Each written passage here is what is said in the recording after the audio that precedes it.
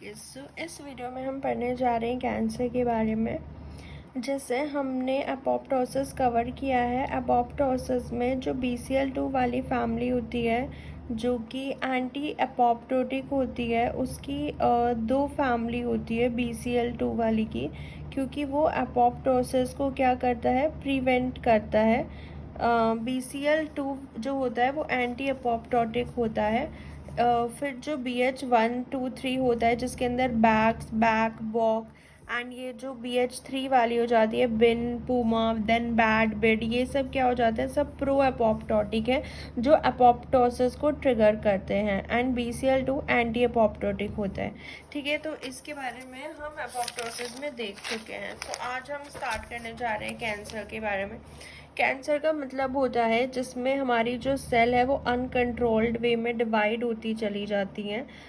मतलब हर एक सेल का हमारी बॉडी में एक पीरियड होता है कि वो डिवाइड होती है, उसके बाद वो अपोप्टोसिस में चल जाती है, उसकी नेचुरली डेथ हो जाती है। लेकिन कैंसर में क्या होता है, वो सेल जो है उसकी डेथ नहीं होती है, वो इमॉर्टल हो जाती है, वो डिवाइड पे डिवाइड करते रहती है, वो कांटेक्ट इनहिबिशन खो देती है। ये सारी प्रॉपर्टीज़ होती है क्योंकि बेसिकली क्या होता है, कांटेक्ट इनहिबिशन में एक सेल दूसरी सेल को कांटेक्ट करती है कि अब उसका टाइम पीरियड ख़त्म हो गया है एंड अब उनको जो है ख़त्म हो जाना चाहिए, अपोप्टोसिस में चल जाना चाहिए। लेकिन कैंसर सेल में ऐसा कुछ नहीं होता है, कांटेक्ट इनहिबिशन ख़त्म हो जाता है। एंड 3 तरीके के जीन बेसिकली जो सेल साइकिल को कंट्रोल करते हैं, जो हम पढ़ते हैं, वो होते हैं प्रोटोऑन्कोजीन, एक जो प्रोटोऑन्कोजीन, देन होते हैं ट्यूमर सप्रेसर जीन, एंड एक होता है केयर टेकर जीन जो DNA रिपेयर मशीनरी में इन्वॉल्व होता है। सेल साइकिल में कंट्रोल्ड सेल डिवीजन होती है। अगर एबनॉर्मेलिटी आ जाती है सेल डेथ में, तब भी वो क्या हो जाती है, इमॉर्टल हो जाती है। Cell death also anti apoptotic and pro apoptotic gene भी कंट्रोल करते हैं। नॉर्मली सेल जो है वो डिवाइड करती है इन हाईली कंट्रोल्ड मैनर में, और सेल जो है वो दो आइडेंटिकल सेल में डिवाइड हो जाएंगी। एक लिमिटेड लाइफ स्पैन होता है सेल का, आफ्टर दैट सेल की डेथ हो जाती है। प्रोलॉन्ग्ड जो प्रोटोऑन्कोजीन होते हैं ये सेल डिवीजन को ट्रिगर करते हैं, यानी कि वो सारे जीन जो सेल डिवीजन को बढ़ा रहे हैं, तो उसमें पॉजिटिव इम्पैक्ट दे रहे हैं सेल डिवीजन में, वो प्रोटोऑन्कोजीन होता है। तो अगर इनमें गेन ऑफ फंक्शन हो जाएगा तो भी सेल साइकिल जो है वो अनकंट्रोल वे में चलने लगेगी एंड वो कंटिन्यूसली डिवाइड होने लगेगी। सो प्रोटोऑन्कोजीन होता है जो सेल डिवीजन को ट्रिगर करता है। इसके अंदर हमारे पास CDK आ जाते हैं, साइक्लिन CDK कॉम्प्लेक्स है ना, जो सेल डिवीजन कराते हैं। CDC25 फॉस्फेटेज याद होगा सेल साइकिल में, जो G2 फेज के एंड में होता है एंड ये भी सेल साइकिल को प्रमोट करता है। APC एनाफेज प्रमोटिंग जो कॉम्प्लेक्स होता है, ये भी सेल साइकिल को बढ़ावा देता है, आगे लेके जाता है। तो ये सारे सेल में अगर गेन ऑफ फंक्शन हो जाता है, मैंने आपको एक ट्रिक बताई थी कि प्रोटोऑन्कोजीन एंड एंटी अपोप्टोटिक जीन में गेन ऑफ फंक्शन होते ही कैंसर कॉज होता है। और ट्रॉफिक सेल, कैंसर सेल में क्या होता है ना, एक ट्रॉफिक फैक्टर होता है जो सेल को चाहिए जिंदा रहने के लिए।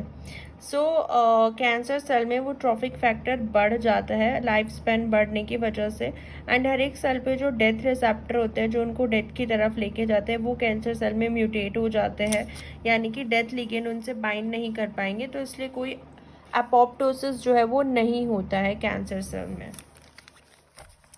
अब हम बात करते हैं कुछ केयर टेकर जीन के बारे में। केयर टेकर जीन जो होते हैं ये जीनोमिक इंटीग्रिटी मेंटेन करते हैं, एक्यूरेसी DNA की यही मेंटेन करते हैं। DNA रिपेयर में जो इन्वॉल्व होते हैं वो सब आ जाते हैं इसमें। केयर टेकर जीन अगर म्यूटेट हो गए तो सेल्स में मतलब सेल साइकिल में एरर होने लग जाएगा, क्योंकि ये एरर को ही तो रिपेयर करते हैं ना। अब ऐसा नहीं, क्योंकि हमारी बॉडी में भी कभी कभी सेल साइकिल जो हो रही होती है वो गलत हो जाती है, कुछ DNTPs गलत ऐड हो जाते हैं, DNA डैमेज हो जाता है, थायमिन डाइमर्स बन जाते हैं, बहुत सारी सिचुएशन हो सकती है। तो उनको रिपेयर करने के लिए कुछ हमारी बॉडी में जीन्स होते हैं, है ना, तो जो रिपेयर करते हैं उसको। लेकिन अगर उसमें ही म्यूटेशन आ जाए, उन रिपेयर वाले जीन में ही, तो भी कुछ एरर आ जाता है सेल साइकिल में जो कैंसर कॉज कर सकता है। ऐसा नहीं कि एक ही रीज़न होता है, बहुत डिफरेंट रीज़न होते हैं जो कंट्रीब्यूट करते हैं कैंसर के लिए। कोई भी जीन अगर म्यूटेट हो जाए इनमें से। और कैंसर सेल में जो डीएनए पॉलीमरेज डेल्टा और एप्सिनॉल होता है, जिनके पास प्रूफ रीडिंग एक्टिविटी होती है, वो तो रिमूव कर दिए जाते हैं। एंड डीएनए पॉल अल्फा जो कि मेन पॉलीमरेज होता है, अगर हम देखें यूकैरियोट्स में, ये हम पढ़ चुके हैं, इसकी एक्यूरेसी जो है वो कम होती है। तो ये रेप्लिकेशन बहुत जल्दी कराता है लेकिन इसकी एक्यूरेसी कम होता है। यानी कि वो वाले डीएनए पॉलीमरेज तो हटा दिए जाते हैं जो कि चेक करते हैं हर पॉइंट पे, प्रूफ रीडिंग एक्टिविटी होती है कि सही चीज़ हो रही है कि नहीं हो रही है। उसके बदले दूसरा डीएनए पॉलीमरेज आ जाता है जो कि अल्फा, जो सिर्फ रेप्लिकेशन कराता है, सेल को जल्दी जल्दी डिवाइड कराने में हेल्प करता है। वो ये नहीं देखता कि वो सही है कि गलत है, तो उसके पास प्रूफ रीडिंग एक्टिविटी नहीं होती है। तो ये केस एक देखने को मिलता है। जैसे आप यहाँ पे देखो, जैसे हम कैंसर सेल में देखते हैं ABC जो होता है, ये हमारे ATP बाइंडिंग कैसेट होते हैं। ये क्या होते हैं ना, एक तरीके के पंप होते हैं जो कि प्रेजेंट होते हैं सेल मेम्ब्रेन पे। ये क्या करते हैं, ड्रग रेजिस्टेंस कॉज करता है। अगर आप कोई भी ड्रग ले रहे हो, कोई भी हम मेडिसिन अगर ले रहे हैं, तो ये क्या करते हैं, उसको सेल से बाहर फेंक देते हैं। ABC जो ये होते हैं, ट्रांसपोर्टर होते हैं, ये सेल को रेजिस्टेंस बनाते हैं ड्रग के। तो नॉर्मल सेल में ये मतलब प्रेजेंट होते हैं, नॉर्मल सेल में भी, लेकिन कैंसर सेल में ये ओवर एक्सप्रेस्ड हो जाते हैं। यानी कि दवाइयाँ जो हम लेते हैं, मेडिसिन, ये क्या करते हैं, अगर ये ओवर एक्सप्रेस्ड हो जाते हैं तो ये उनको बाहर फेंक देते हैं, सेल के अंदर जाने ही नहीं देते हैं। ठीक है, तो एक ये कंडीशन होता है कि ABC ओवर एक्सप्रेस्ड हो जाता है। अब देखो, ये हम नॉर्मल सेल देख रहे हैं इस डायग्राम में, ब्लड वेसल्स ईजिली जा रही हैं। ठीक है, ऑक्सीजन ईजिली ट्रांसपोर्ट हो रहा है, ऑक्सीजन का कंसंट्रेशन जो है वो मेंटेन हो रहा है। नॉर्मली सेल जो है वो एरोबिक रेस्पिरेशन करता है। लेकिन कैंसर सेल में देखो, जब इतनी सारी सेल इकट्ठी हो जाएंगी एक जगह पे, तो हर एक सेल को ऑक्सीजन नहीं मिलेगा, ऑक्सीजन की डेफिशिएंसी हो जाएगी, कम हो जाएगी, तो एरोबिक रेस्पिरेशन नहीं हो पाएगा जो कि ऑक्सीजन की प्रेजेंस में होता है। तो यहाँ पे एनारोबिक रेस्पिरेशन ट्रिगर कर दिया जाता है। तो हमारी बॉडी में भी हम देखते हैं कि लैक्टिक एसिड फर्मेंटेशन होता है, पायरुवेट से लैक्टेट बनता है, तो यहाँ पे एनारोबिक रेस्पिरेशन ट्रिगर हो जाता है। कैंसर सेल में आपको लैक्टेट का कंसंट्रेशन ज़्यादा देखने को मिलेगा क्योंकि एनवायरनमेंट जो है वो एसिडिक हो जाती है। एसिडिक एनवायरनमेंट जो है वो एक प्राइमरी मार्कर की तरह हम यूज़ करते हैं for detection of cancer. Acidic environment in cancer cell environment जो होता है वो हाइपोक्सिया होता है, यानी कि ऑक्सीजन की कमी हो जाती है इनिशियली। तो इस केस में क्या होता है, जैसे हमारी कोई कैंसर की सेल है, उसका एनवायरनमेंट कैसा है, हाइपोक्सिया है। यानी हाइपोक्सिया का मतलब होता है कि ऑक्सीजन जो है वो कम है, लेस O2 है। और एनोक्सिया होता है कि ऑक्सीजन की कमी है बहुत देर तक। हाइपोक्सिया होता है कि इनिशियली थोड़ी टाइम तक मतलब ऑक्सीजन कम है। इस कंडीशन में जो कैंसर सेल होती हैं वो हाइपोक्सिया इंड्यूसिबल फैक्टर, जो कि एक ट्रांसक्रिप्शन फैक्टर होता है, वो रिलीज करती हैं जब उन्हें लगता है कि ऑक्सीजन जो है वो नहीं पहुंच रही है सेल तक। ठीक है, तो इस केस में क्या होता है, जो ये हाइपोक्सिया इंड्यूसिबल फैक्टर होता है ये न्यूक्लियस में जाता है, वहाँ पे ये ट्रिगर करता है जीन को जो कि एंजियोजेनेसिस में इन्वॉल्व होते हैं। यानी कि आर्टरीज का फॉर्मेशन होना स्टार्ट हो जाता है ताकि ब्लड सप्लाई बढ़ जाए, ऑक्सीजन लेवल मेंटेन हो जाए, सेल अगेन डिवाइड करना स्टार्ट कर दे। सो जब जैसे बायोप्सी होती है वहाँ पे चेक किया जाता है कि इसमें नियोप्लास्टी है या मैलिग्नेंट है। नियोप्लास्टी मतलब कि वो कहीं नए साइट पे तो प्रेजेंट नहीं है कैंसर, या कहीं और जगह तो प्रेजेंट नहीं है, तो ये देखा जाता है। और मैलिग्नेंसी भी देखी जाती है। ठीक है, तो वो कि ट्यूमर ही है या फिर ब्लड में तो नहीं फैल गया, तो वो सारी चीज़ें चेक की जाती हैं बायोप्सी में। तो हमने ये देखा कि जब ऑक्सीजन हाइपोक्सिया हो जाता है तो cancer cell hypoxia inducible factor release करती हैं जो एंजियोजेनेसिस वाले जीन को ट्रिगर करती हैं। वो एंजियोजेनेसिस मतलब आर्टरीज का फॉर्मेशन होने लगता है। अब हमें पता है कि सेल के बाहर जो है ये एक्स्ट्रा सेलुलर मैट्रिक्स होता है। ट्यूमर एक कॉम्पैक्ट मास होता है पूरे सेल का। उनके बाहर जो ईसीएम होता है वो ओवर एक्सप्रेस हो जाता है, यानी कि वो प्रॉपरली पैक्ड होती हैं एक्स्ट्रा सेलुलर मैट्रिक्स में, जैसे कोलाजन, फाइब्रोनेक्टिन एक्सेट्राज, ये सब एक्सप्रेस्ड हो जाते हैं। सेल एडिशन मॉलिक्यूल जो होता है वो ट्यूमर जो है वो प्रॉपरली पैक्ड हो गया है ना सेल एडिशन मॉलिक्यूल में। अगर हम बात करें प्राइमरी कैंसर जब डेवलप्ड होता है, प्राइमरी कैंसर यही होता है जब डेवलप्ड होता है, यानी कि सेल एडिशन मॉलिक्यूल होते हैं, ट्यूमर प्रॉपरली पैक्ड होता है। वेयर इज डेवलप लेटर जो सेल होती हैं वो कुछ एंजाइम रिलीज करती हैं आउटसाइड। इन एंजाइम ये एंजाइम क्या करते हैं, ईसीएम को क्लीव कर देते हैं एंड सेल फ्री हो जाती हैं, जो कि फिर ब्लड में, लिम्फ में एंटर कर जाती हैं। वो और ज़्यादा डेंजरस होता है, तो उसको हम सीडिंग ऑफ कैंसर बोलते हैं, जो कि पूरी बॉडी में ट्रांसपोर्ट हो जाता है। तो ये सेकेंडरी कैंसर होता है। प्राइमरी वो सिर्फ ट्यूमर जैसा हमें दिखता है। ठीक है, इसके बाद हम आ जाते हैं कार्सिनोजन, कैंसर इंड्यूसिंग एजेंट्स भी होते हैं, जैसे primary mutagen, secondary mutagen.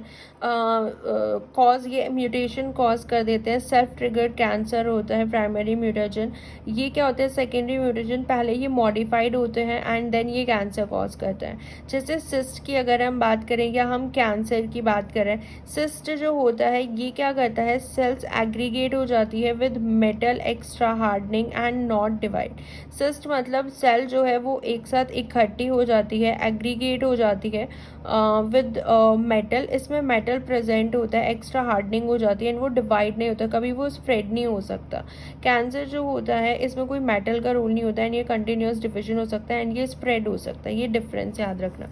Cancer is caused by various type of tumour promoting chemical, hormones होते हैं, वायरसेस, बैक्टीरियाज एंड जीनोबायोटिक्स, ये सब कार्सिनोजन बोलते हैं जिनसे कैंसर हो सकता है। वो कुछ भी हो सकता है, ट्यूमर प्रोमोटिंग केमिकल्स हो सकते हैं, वायरसेस, बैक्टीरिया, जीनोबायोटिक्स एक्सेट्राज होते हैं। On the basis of dispersal properties cancer दो टाइप के होते हैं, benign tumour and benign tumour जो पहला होता है ये एबनॉर्मल इंक्रीज हो जाता है mass and proliferation of somatic tissue में एंड इसका ट्रीटमेंट ईजी होता है, ड्रग बेस्ड ट्रीटमेंट हो जाता है या सर्जरी हो जाती है।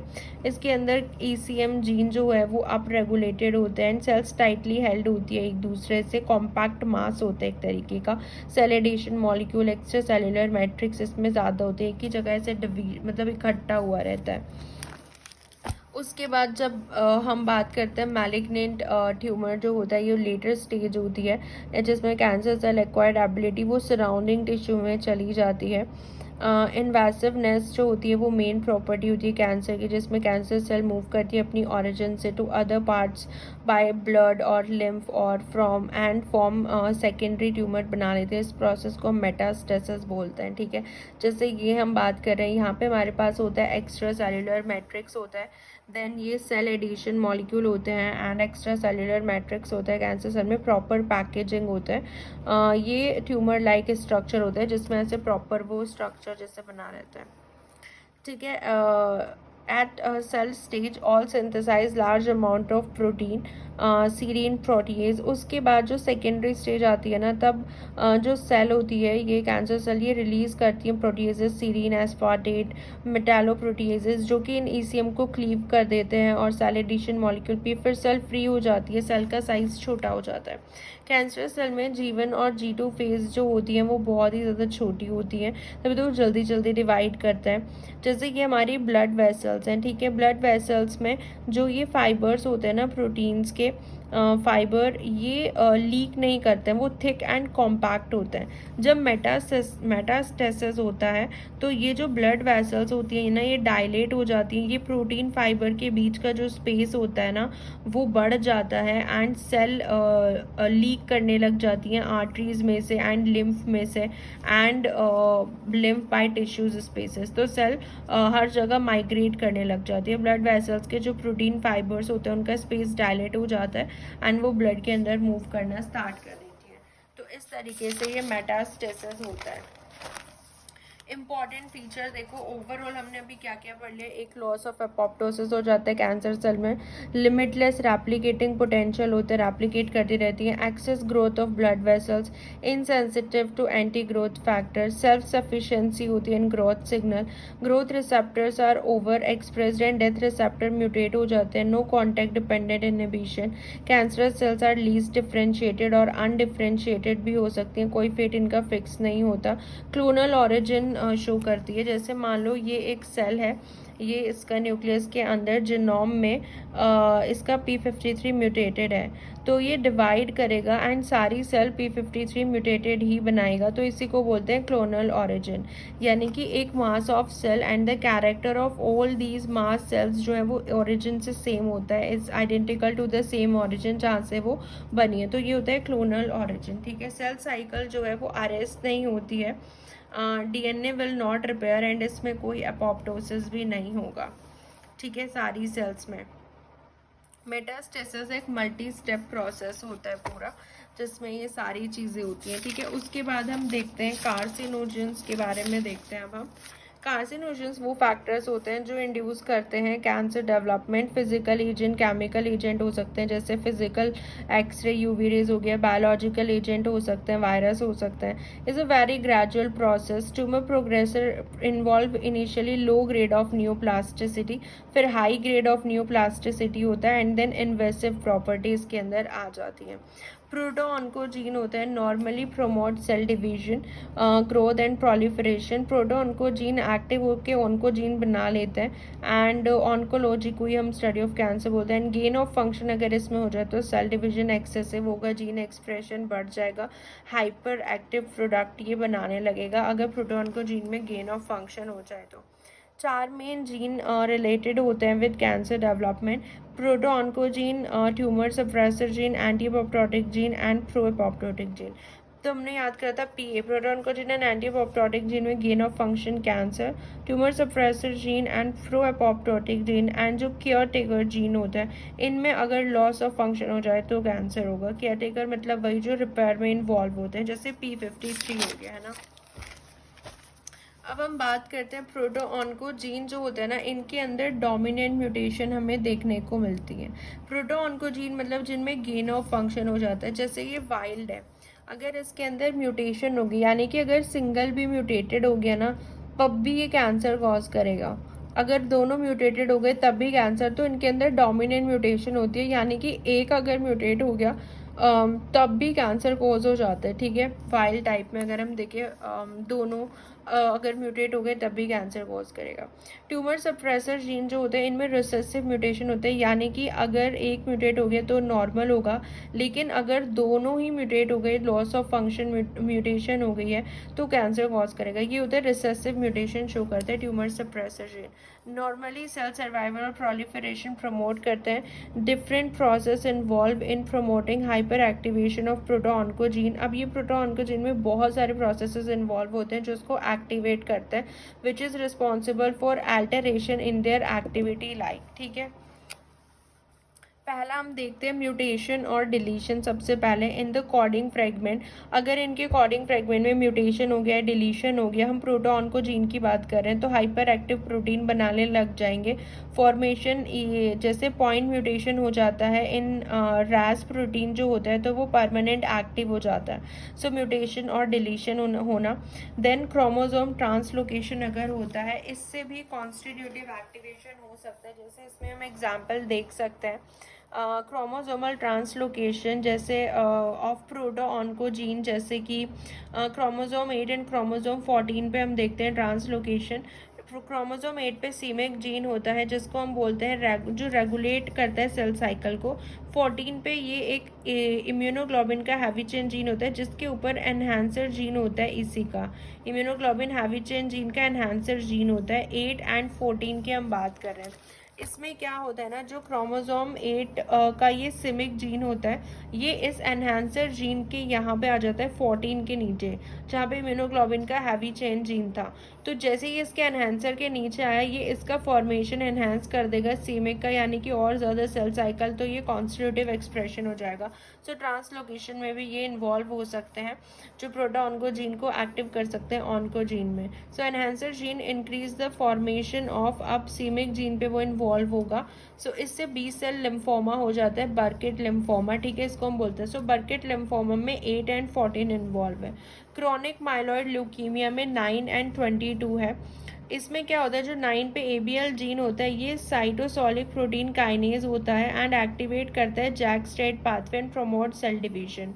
एंड जो क्रोमोसोम BCR2 जीन होता है 22 पे, ये सेल साइकिल को एक्टिवेट करता है, ठीक है। वायरस इंड्यूस हाइपर एक्टिवेशन हो जाता है BCR जीन का, जिससे कंटिन्यूस सिंथेसिस होने लग जाती है WBCs की।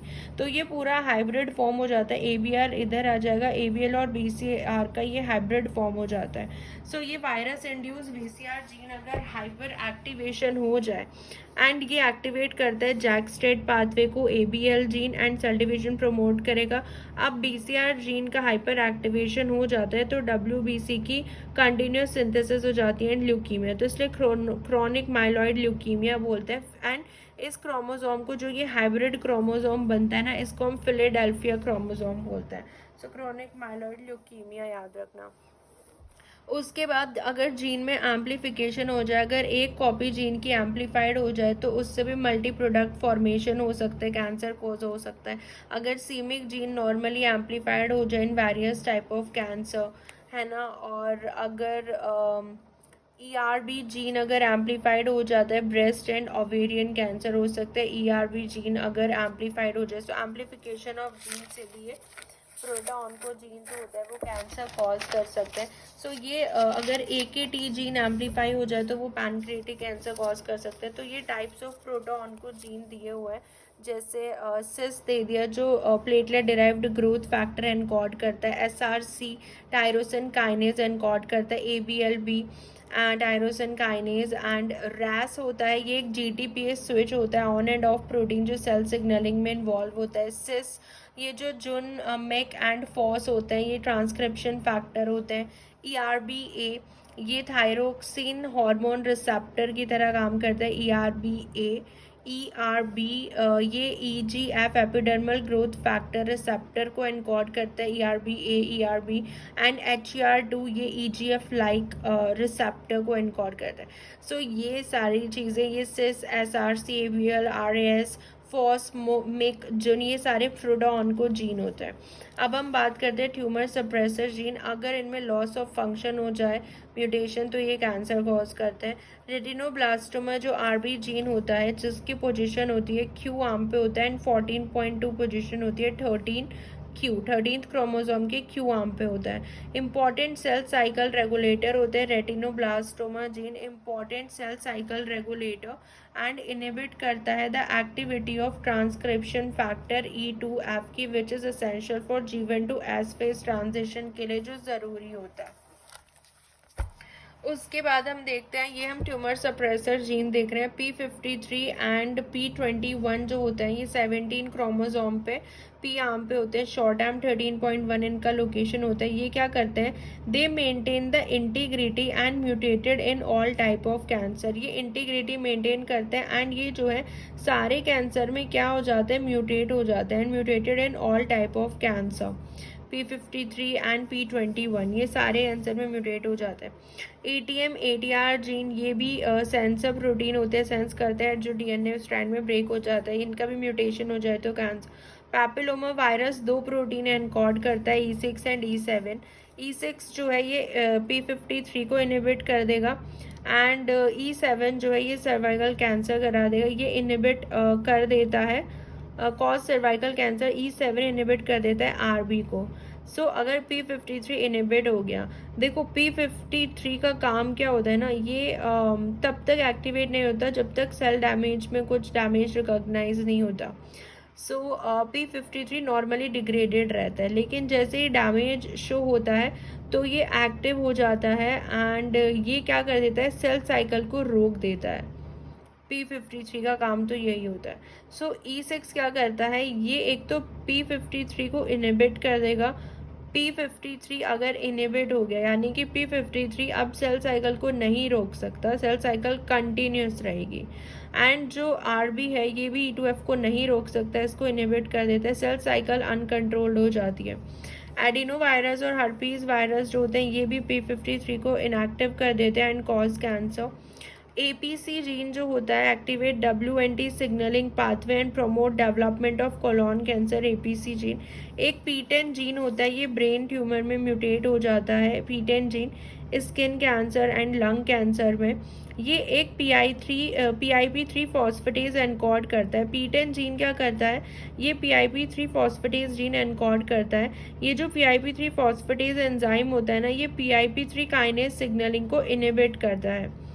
ठीक है, सो अगर P10 जीन म्यूटेट हो गया सो PIP3 फॉस्फेटेज नहीं बनेगा, और अगर P10 जीन म्यूटेट हो गया तो PIP3 जो है वो कॉन्स्टिट्यूटिवली एक्टिव होगा। PIP3 क्योंकि PIP3 फॉस्फेटेज नहीं होगा ना, सो PIP3 काइनेज एक्टिव होगा, सो PIP3 तो एक्टिव होगा एंड वो कैंसर डेवलपमेंट प्रमोट करेगा। सो एक ये होता है P10 जीन। एक यहाँ पे TGF बीटा रिसेप्टर, जो TGF और TGF बीटा रिसेप्टर की जो बाइंडिंग होती है, जो स्मैड प्रोटीन को एक्टिव करता है बाय फॉस्फोराइलेशन। देन जो फॉस्फोराइलेटेड स्मैड होता है ये एंटर कर जाता है न्यूक्लियस में एंड वहाँ पे ये P15 और PI1 जीन को एक्टिवेट करता है, जो कि सेल साइकिल को अरेस्ट कर लेता है। सो अगर स्मैड में भी म्यूटेशन हो जाए या TGF लिगेंड बीटा रिसेप्टर में इनमें म्यूटेशन हो जाए तब भी कैंसर डेवलपमेंट कॉज होगा, क्योंकि स्मैड फॉस्फोराइलेट होगी सेल साइकिल को रोक ही तो रहा है P15 को एंड PI1 को जीन को एक्टिवेट करके सेल साइकिल अरेस्ट करा है। लेकिन अगर इनमें ही म्यूटेशन हो जाए तो फिर इससे ही कैंसर डेवलप्ड हो जाएगा। सो ये हमने ट्यूमर सप्रेसर जीन के बारे में पढ़ा, ये सारे जितने भी थे। ठीक है, और भी बहुत सारे होते हैं, जैसे INK4 हो गया एंड एक SIK होता है, ये भी क्या होते हैं, ये CD के इनिबिटर होते हैं। फैमिली ऑफ दीज जीन अगर म्यूटेट हो गई, CD के जो है वो कंस्टिट्यूटली एक्टिव होंगे यानी कि कैंसर कॉज होगा। ये CD के इनिबिटर होते हैं। ब्रासी जीन जो होता है ये DNA रिपेयर मैकेनिज्म में इन्वॉल्व होता है, अगर ये जीन म्यूटेट हो गया तो भी कैंसर कॉज हो। सो ब्रासी जीन भी होता है। एक होता है HIF1, ये कंट्रोल होता है, is controlled by hypoxia inducible factor जो होता है ना 1 is controlled by oxygen sensor protein, जो कि प्रोलिल हाइड्रोक्सीलेज का मिलके बना हुआ होता है। ये जो प्रोलिल हाइड्रोक्सीलेज होता है ना, ये नॉर्मल कंडीशन में मतलब एक्टिव रहता है।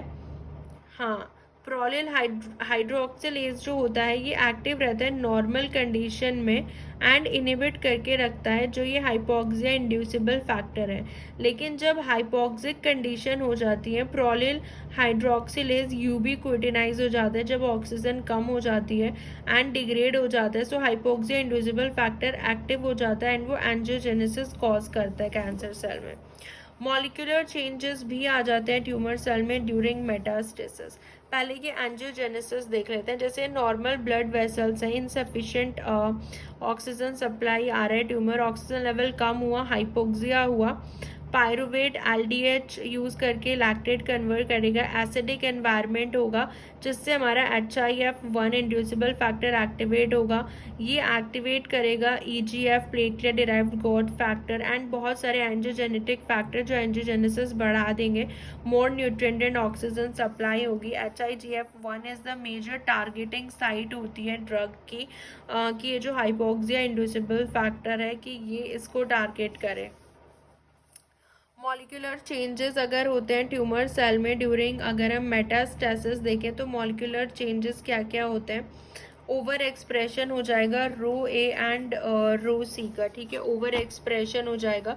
रो ए साइटोस्केलेटन को रीऑर्गेनाइज करता है एंड रो सी जो होता है ये एक्टिन बेस्ड मोटिलिटी शो करता है। सो साइटोस्केलेटन रीऑर्गेनाइजेशन इनका क्या हो जाएगा, ओवर एक्सप्रेशन हो जाता है इन केस ऑफ हम पढ़ रहे हैं जब मेटास्टेसिस होता है, यानी कि जब वो मूव कर रहा होता है, क्योंकि वो सारा तो तोड़ना ही है ना जितना भी साइटोस्केलेटन है, रीऑर्गेनाइजेशन होता है, loss of E cadherins loss हो जाते हैं जो epithelial metastasis and cell movement के लिए रिस्पॉन्सिबल होते हैं। देन ड्यूरिंग मेटास्टेसिस बहुत सारे प्रोटीएज एक्टिव हो जाते हैं, serine, aspartin, metalloproteases, vascular endothelial growth factor increase the secretion of plasminogen जो कि पॉजिटिवली मेटास्टेसिस को रेगुलेट करता है प्लाज्मिनोजन। एंड ई कैडेरेंस जो होते हैं, ई कैडेरेंस यूट्रस पे होते हैं, प्लेसेंटा इम्प्लांटेशन में हेल्प करते हैं। पी कैडेरेंस होते हैं बेबी पे होते हैं। एन कैडेरेंस नर्वस सिस्टम पे होते हैं। हाँ, ये डिफरेंट टाइप के कैडेरेंस ही होते हैं। जैसे कैडेरेंस जो होते हैं वो ऐसे चार कैल्शियम आपस में ये कनेक्ट करते हैं सेल टू सेल को कैडेरेंस।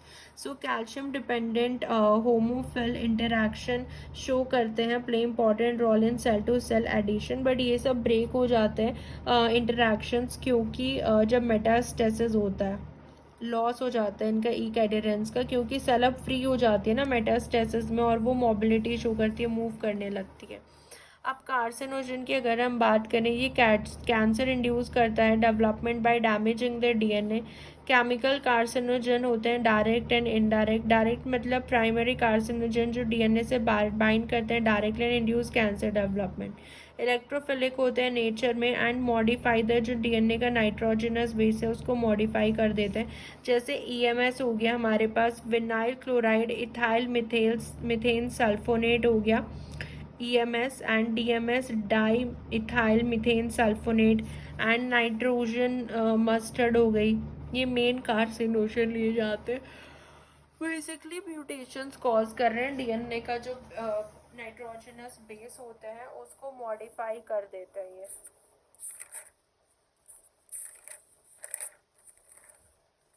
इनडायरेक्ट भी होते हैं कार्सिनोजन। इनडायरेक्ट मतलब जनरली ये नॉन रिएक्टिव होते हैं and they are non carcinogenic in nature but it is modified by cellular enzyme and ये जो मॉलिक्यूल्स होते हैं ना ये कन्वर्ट हो जाते हैं इनटू हाईली कार्सिनोजेनिक कंपाउंड में। सो ये क्या होते हैं, जनरली नॉन रिएक्टिव होते हैं एंड नॉन कार्सिनोजेनिक होते हैं नेचर में, बट ये मॉडिफाई हो जाते हैं सेल्यूलर एंजाइम से एंड ये जो मॉलिक्यूल्स होते हैं ये कन्वर्ट हो जाते हैं हाईली कार्सिनोजेनिक कंपाउंड में कन्वर्ट हो जाते हैं।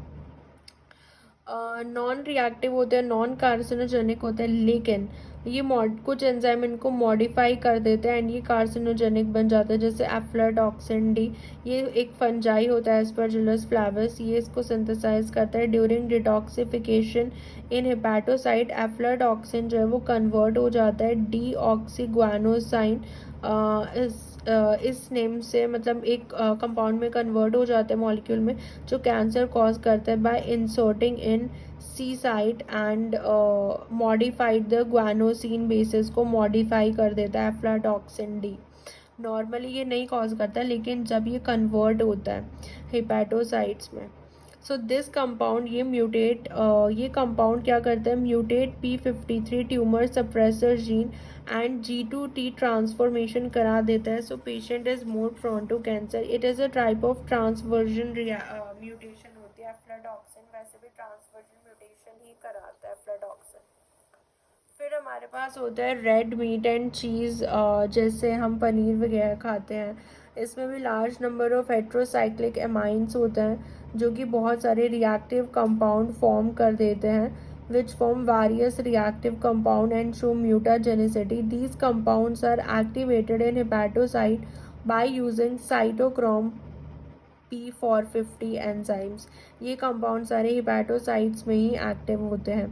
HIV वायरस भी डायरेक्टली इन्वॉल्व नहीं होता cancer develop, but it promote infection of herpes virus and trigger करता है कार्पोसिस सार्कोमा डेवलपमेंट को।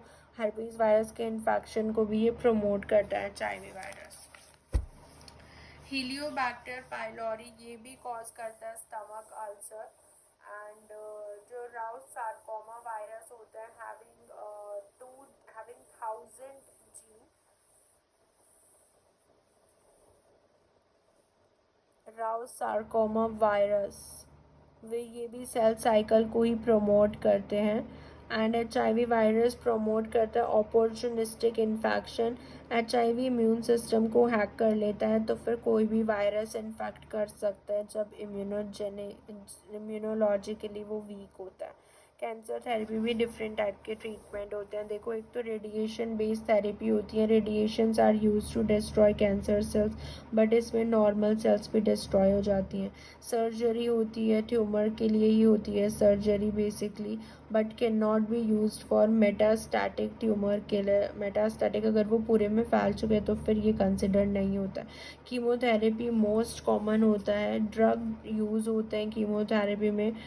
नॉर्मली ये DNA एप्लीकेशन को बंद कर देते हैं। Gene expression, transcription, translation, cell signalling, apoptosis, inhibitor of growth cell, and जो इनहिबिटर्स होते हैं सेल साइकिल एक्टिवेटर्स के, मतलब नॉर्मली सब चीज़ें ये बंद कर देते हैं। कीमोथेरेपी में यही होता है, जीन एक्सप्रेशन नहीं हो पाता, सेल सिग्नलिंग, एपोप्टोसिस, ताकि सेल साइकिल ना हो, डिवाइड ना हो। एंड लिमिटेशन भी होती है। कैंसरस सेल में मल्टी ड्रग रेजिस्टेंस डेवलप्ड हो जाता है। हाँ, वो डेवलप कर लेते हैं ना multi drug resistance bye amplifying ABC gene. फिर इम्यूनोथेरेपी जो होती है, इसमें एंटीबॉडी दी जाती है कैंसरस पेशेंट को। ये एंटीबॉडी स्पेसिफिक प्रोटीन से बाइंड करती है and behave as a antagonistic and agonist की तरह बिहेव करती है उस फंक्शन को रोकने के लिए। हाँ, इसमें क्या होता है, हर्सेप्टिन एक ह्यूमनाइज्ड एंटीबॉडी यूज्ड हुई है directly against the cell surface growth receptor and triggered receptor internalisation, and it is used for breast cancer. ये जो हर्सेप्टिन होता है which is a humanised antibody, and ये यूज्ड हुई है directly against the cell surface growth receptor के लिए, and triggered receptor internalisation and breast cancer में यूज़ होते हैं इम्यूनोथेरेपी में। ठीक है, हम एंटीबॉडीज़ को एडमिनिस्टर करते हैं। तो यही था बस ओवरऑल, एंड काफ़ी जो चीज़ें हम बुक से अभी स्टडी करेंगे। ओके।